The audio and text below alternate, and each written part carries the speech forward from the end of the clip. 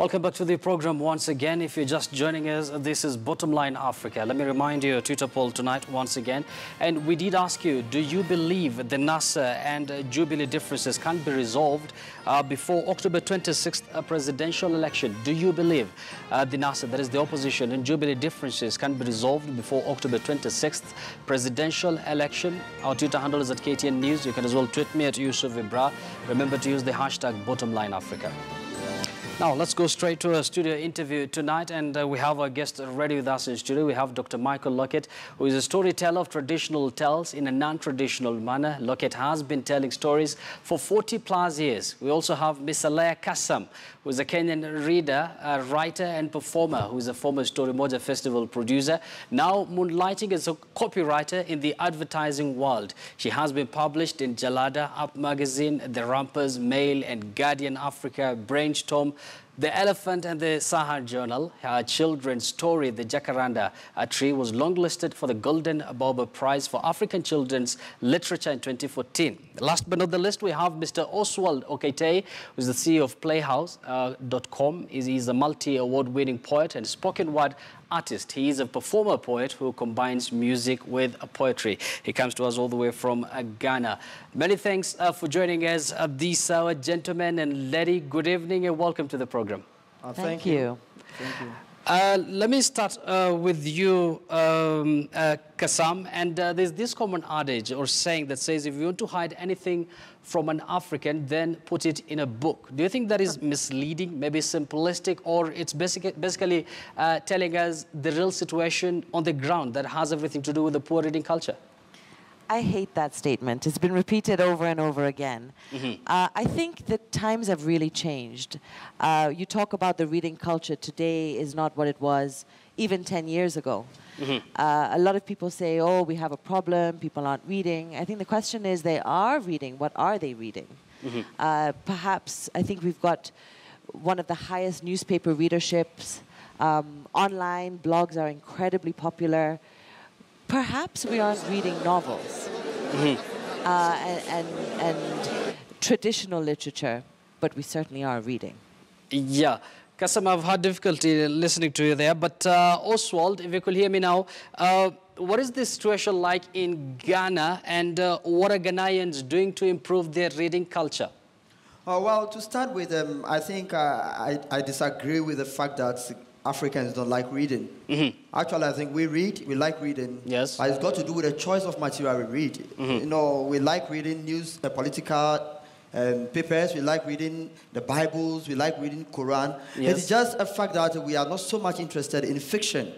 And so I tend to disagree with the fact that Africans don't like reading. Africans like reading, but it's got to do with the choice of material they like to read. But also there are reports that indicate that especially the youths in Africa, they do read, but they read the wrong materials. You know, there are those who say they're mainly concentrated on fashion and these are the things that trend now more than politics and other things that really matter. Well, that is a fact. That has got to do with what the writers are writing, the theme, the style, whatever they are putting in there. And it means they have to write things that have got to do with the society. Once they have it well articulated, of course, you're going to have them. But for the fact that the youth are not reading, it's enough evidence that the writers are not, perhaps are not writing the way the readers would want to have it. I'm going to ask you shortly about literature and poet, but Dr. Mike, I understand this is your first time in Africa. You've been mainly concentrating in the Middle East. Can you please compare the two experiences you've had in the Middle East and in Africa with regards to reading culture? One of the things when I was visiting Iran, I found out that the people there are becoming greater readers, and they have a lot of that is because of the value that they place in storytelling. What I'm seeing here in this trip to Kenya at the Storytelling Festival is that the students, once they hear stories, are running down to buy books. It's just many times people, perhaps we don't have enough storytellers, because once students hear the word, they learn to speak better, they learn to listen better, and they certainly start to do a lot more reading. Ms. Kassam, you've had there also, he has a different opinion from you, but at the same time, there's this trend among the youth who say that, you know, publishers or authors need to also up their game because they find most books boring. Is that the case, really? So, Yusuf, I have to correct you. You know, you said we're reading the wrong things. Mm-hmm. I think that's exactly the problem, the statement, the wrong things. Yes. Who gets to decide what is right to read and what is wrong to read? Mm-hmm. And I think that the fact that all the way through school you're told that this is the right thing to read mm-hmm. and this is the wrong thing to read, mm-hmm. that's exactly what discourages kids from reading in the first place. Mm-hmm. Everybody should be free to read whatever they wish to read. Mm-hmm. Now, Kassam, do you think there's need to, you know, because this is, of course, influenced by what people learn from school. You know, they're told they need to be engineers, they need to be doctors and not, you know, poets like Oswald here. Do you think there's need to change how education system is perceived in Africa? Because most students right now read in order to pass exams, not to read, you know, in order to get it, to learn something from the books.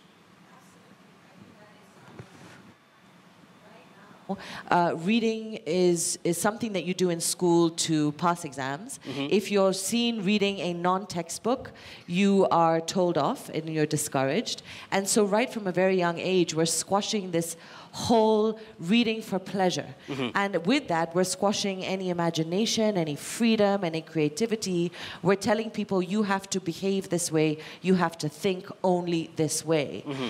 And as a country, we're doing ourselves an enormous disservice. Yes. And this brings forth, Kassam, I'm still on your case tonight, and let's talk about the reading habits. Of course, there are those who read because of academic reasons, and there are those who read because of leisure. And, you know, research indicate that the latter, that is, people who read for leisure, are very few. Why do you think that is the case? So there's been some research that's come out that's looked into why reading cultures exist the way they do. And mm-hmm. it tends to be two things. One is the attitude towards reading for pleasure that is both from a country level as well as an individual level, mm-hmm. and access to great, interesting, relevant, juicy reading material. Those mm-hmm. are the two factors that contribute. Mm-hmm. We know in terms of attitude, right from a young age, we're telling children, read this, don't read that. Yes. Only read to pass exams. So, you know, and nationally, our attitude towards reading for pleasure really needs to be worked on. Oswald, do you agree with Kassam that no one needs to dictate to people what they're supposed to read or what they're not supposed to read? Well, yes, I think I agree with her on this point. Mm-hmm. You know, when you move to school, you are so much restricted. The educational system is such that you are supposed not even to understand what you read, mm-hmm. root learning. You just have to put in your head, you fetch knowledge, not really understanding. Mm-hmm. Well, I think if the education system have to focus more on giving liberalization, mm-hmm. students should go read beyond whatever you are studying in school. Mm-hmm. I think it's going to go a long way to help us. At least there should be that liberty, that freedom mm-hmm. to move out, get us another information. Yes. Because, you know, there's this concept which is very true that if you read book, you travel around the world without honestly even stepping foot at a harbor or airport. Mm-hmm. You know, once you read, you get yourself updated, and then you join in the discussion in whatever course you find yourself. So I think the educational system in Africa is surely to be checked.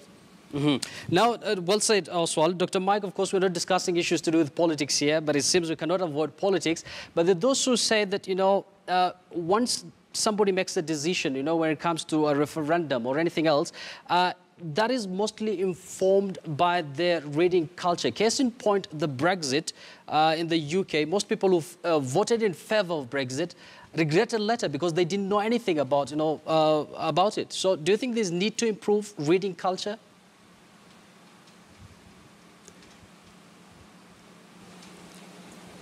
Trying to go ahead, I'm assuming that you were talking to me on that one. I'm trying to hear.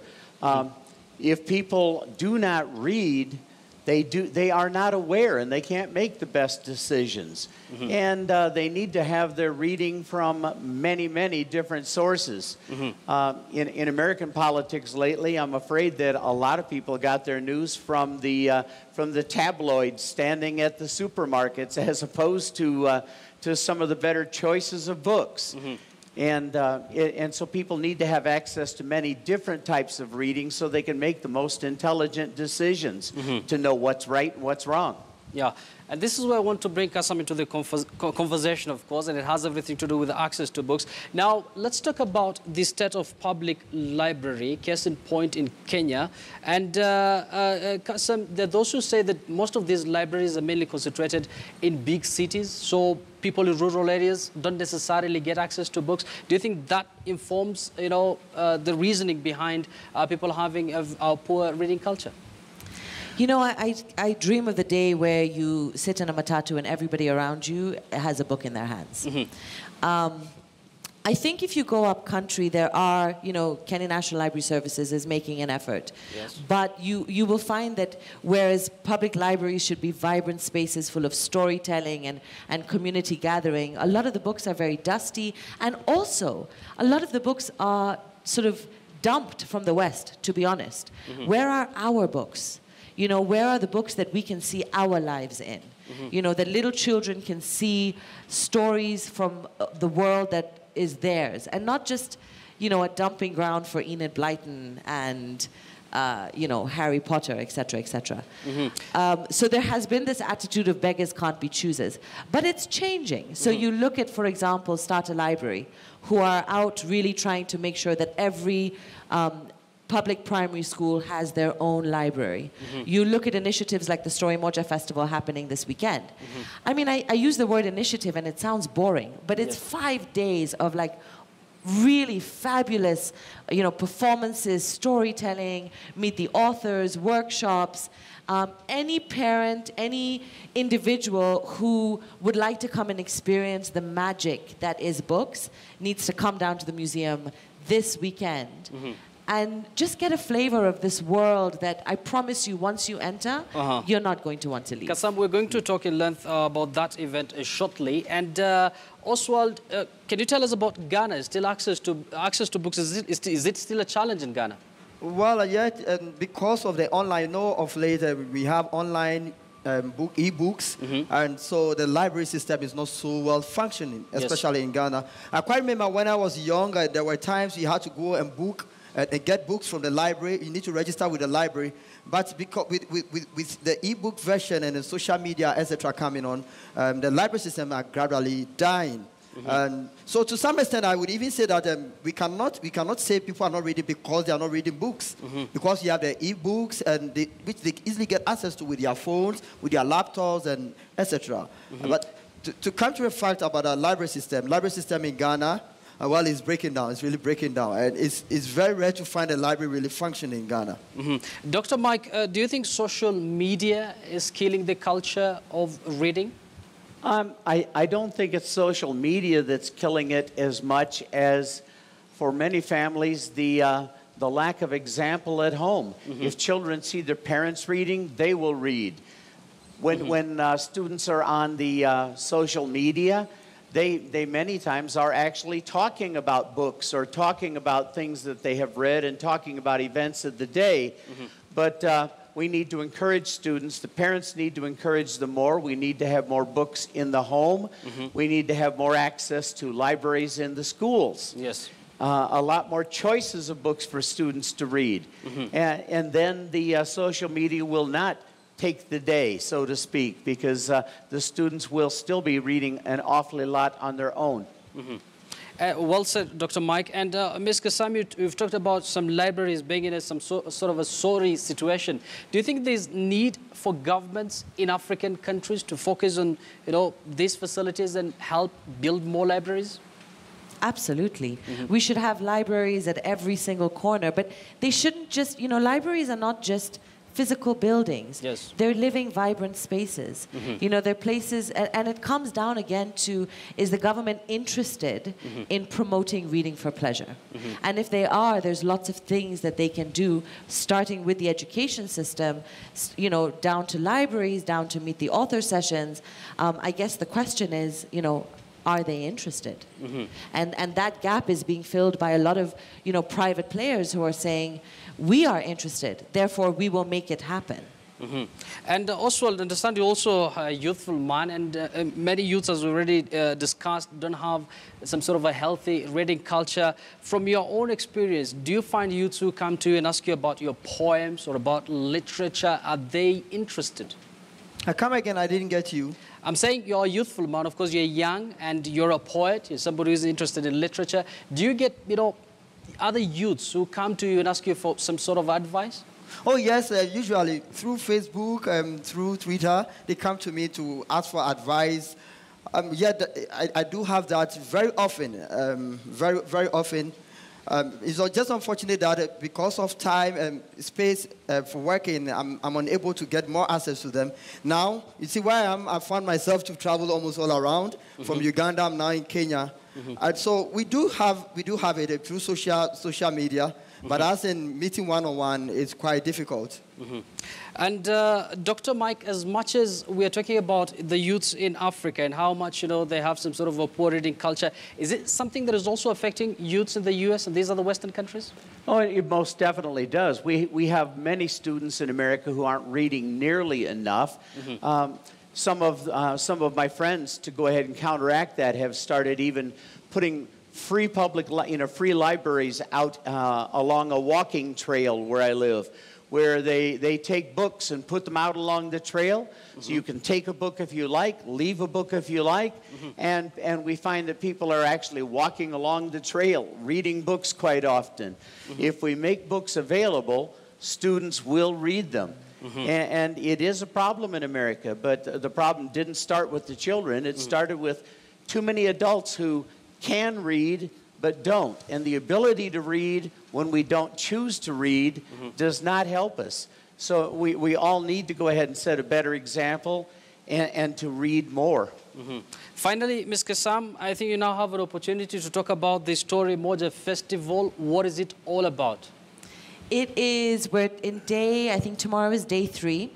It is 5 days, which brings together writers, poets, performers, storytellers, great thinkers, filmmakers, photographers, literally from all around the world and especially from Africa. The theme this year is Black Peace. It is like a buffet of delicious sessions that you can go to. If you're interested in fashion, there's a discussion around fashion. If you're interested in conservation, there's something on conservation. If you're interested in storytelling. So literally you walk into the museum, you grab yourself a program. There's a really exciting kids program happening as well. You walk in, you look at the program, you decide what am I interested in, you float in and out of sessions, you get to see some great performances. Story Moja this year has authors from around the world. So it is definitely a great thing to do this weekend. And I would say especially for parents. Yes. Like Mike said, you've got to be the example. And beyond that, actually, it's a lot of fun. Pick up a book. Read what your kids are reading. Read with your kids. Read to your kids. Have your kids read to you. Make it a fun activity. It doesn't have to be so heavy and reading culture and weighed down. It should be exciting and fun. Yes, well said, Ms. Kasam. And I understand the last Story Moja Festival was held in Accra, Ghana. And now, Oswald, this is where I want to bring you in. What has been your experience so far in Kenya? Oh, well, Father, I have to admit, I love Nairobi, I love Kenya, and the connection, I'm having connection. I'm far away from the West, and we have a way, we think about literature in West Africa. And having come all the way this side, I've had a chance to be Uganda, but Kenya is in fact promised to be one of my best literary trips I've ever had. I love Nairobi, I love Kenya, and I love Story Moja's experience. Also, I'm sure we have a lot of poets right here in Kenya as well. And maybe do you have something for us that you can, perform for us in the show? Sure. So, coming for to carry me, oh, Akelo, daughter of my king, Okelo, at the banks of the deep rivers where you chose to dump me, I still sit, reminiscing the dead days of our joy. Akelo, I hear the chirps of the birds I hear the songs of the flowing waters, and I see the arms of the trees dance to the silent tunes of the air. But Akelo, me, you have chosen that I dance to the tunes of dirges. Akelo, I hear your name in the early morning rays. I see your beauty in the embrace of the darkness and smell your smell amidst million smells. Akelo, daughter of my king, Akelo, I accept you have made me. You found my weakness and made it strong.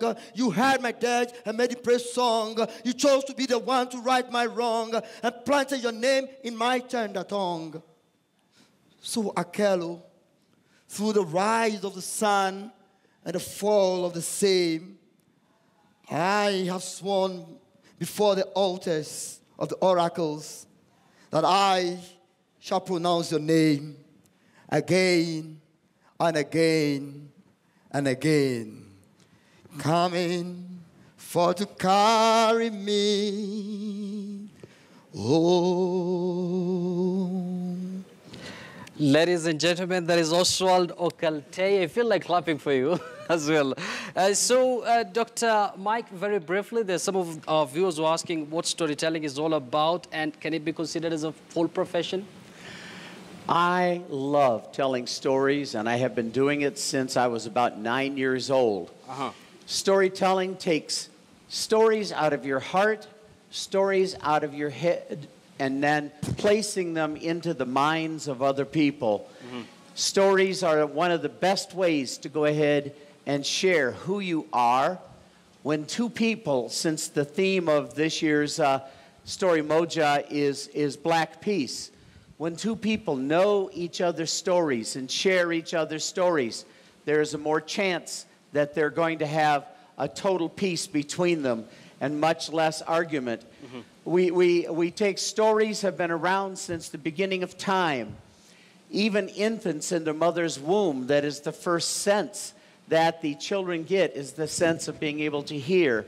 And when you hear stories, you learn to speak better. When you hear stories, you comprehend the thoughts of others better. When you hear stories, you learn, I usually use the V for vocabulary, because you learn better vocabulary, and you become better readers, and reading comprehension is better. The more stories that we hear, the better that the more that we learn, and the better students that we can prepare for tomorrow's world. And Dr. Mike, I'm sure you've gathered a lot of story from Kenya. Now, Ms. Kasam, I understand you're an author. Of course, you can perform. Your performance is all about writing. But your final comment before we end the interview. I think my final comment really is, you know, we're sitting here right now in Kenya at a time where we're at a crossroads, where understanding each other and our histories and our stories is a matter of actual survival. I think that if we embraced reading and storytelling and the arts, that is what is going to save us. So for everybody, I would say really, especially parents, grab a book, read with your child. Foster that habit. It will get them ahead in life. And along the way, you know, you might enjoy yourself too. Well said, Ms. Alea Kasam. She is a Kenyan author. Dr. Mike Lockett, who is a storyteller from the US, as well as Mr. Oswald Okaite, who is a Ghanaian poet. Many thanks all of you for your input within the show.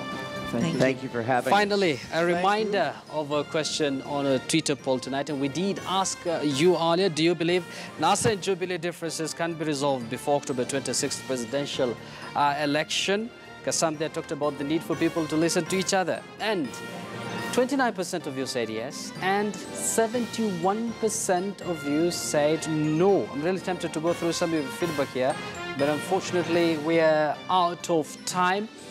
But for now, let's take a look at our images of the day. They come from the colorful Ethiopian Orthodox Church celebrations held yesterday, where hundreds of people took part in the Mescal celebration in Addis Ababa, that is the capital. Now, this annual Orthodox festival commemorates the legend of finding the true cross, or Mescal, on which Jesus was crucified.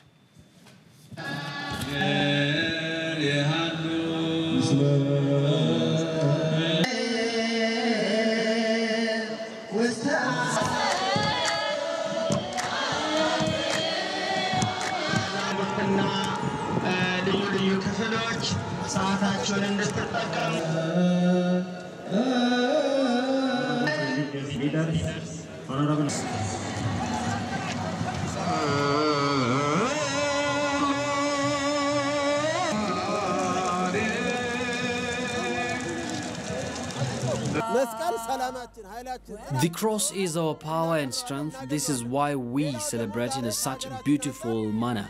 Mescal has been inscribed by UNESCO as cultural heritage and attracts many tourists to the country. It also helps the youth to understand their culture and pass it to the next generation. Besides the spiritual celebration, Mescal has many cultural benefits.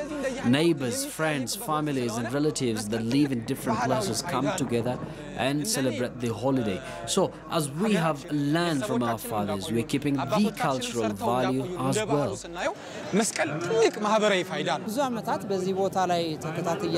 For many years, I have celebrated Mescal holiday here in this place. I don't see any tension of unrest. We have come here in peace and everything is peaceful as usual. The people are celebrating with faithful manner.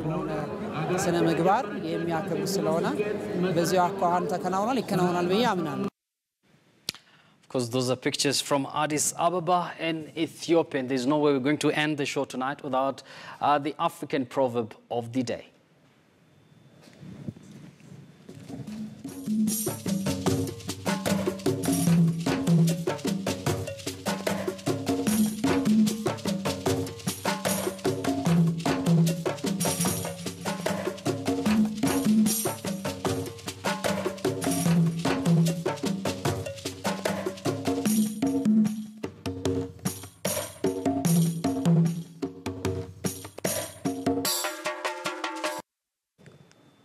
More reasons I believe we should respect the elders. I'm getting so many interesting comments from our gallery here. Finally, tonight, I couldn't agree more with what Margaret Fuller once said, quote unquote, if you are a leader, if you want to be one, you have to read. It's not a bonus, it's an absolute requirement. You cannot grow in your leadership without learning from others, and that requires reading to acquire new insights. You have to read as much as you can. Now, the quality of leadership that awaits this beautiful continent is largely dependent on the knowledge base of its youth. But the main question is, are the youths really reading? Not just reading, but are they reading the right material that will expand their knowledge base and help them in their day-to-day lives?